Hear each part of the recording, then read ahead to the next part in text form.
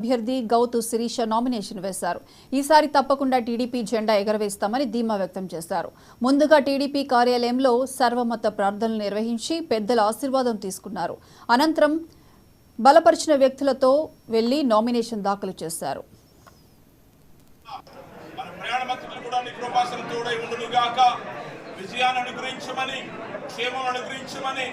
ఆరోగ్యం దయచేయమని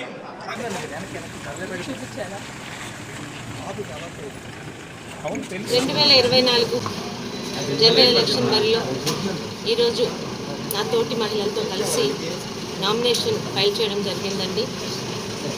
5 సంవత్సరాల అర్ధరహిత పాలన తర్వాత ఈరోజు ఆంధ్ర రాష్ట్ర ప్రజలకి తెలుగుదేశం, జనసేన, బీజేపీతో కలిసిన ఎన్డీఏ ప్రభుత్వంలో మళ్ళీ ఈ 5 సంవత్సరాలు కోల్పోయిన సంక్షేమ అభివృద్ధితో పాటు ప్రజలకి ప్రజాస్వామ్యం ప్రశ్నించే హక్కు వచ్చే గవర్నమెంట్ రావాలని, మరి వచ్చే జనరల్ ఎన్నికల్లో మే 13న పలాసలో ఉన్న ప్రతి ఒక్క ఓటర్ల ప్రజలకి, అన్ని వర్గాల వారికి మళ్ళీ పలాసాని కాపాడుకుందాం, పలాసాని సంరక్షించుకోవడానికి తెలుగుదేశానికి, సైకిల్ గుర్తుకి, గౌతు శిరీషకి ఓటు వేసి గెలిపించాలని కోరుకుంటున్నానండి.